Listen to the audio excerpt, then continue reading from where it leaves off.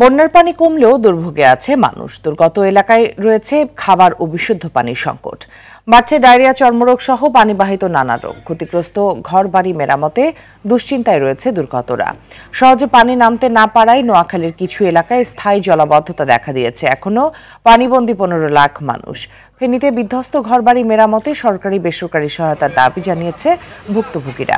লক্ষ্মীপুরে পরিস্থিতির কিছুটা উন্নতি হলেও দুর্ভোগ কমেনি মানুষের। রয়েছে খাবার ও বিশুদ্ধ পানির সংকট। কুমিল্লাতেও ঘরবাড়ি মেরামতে সহায়তার দাবি জানিয়েছে দুর্গতরা।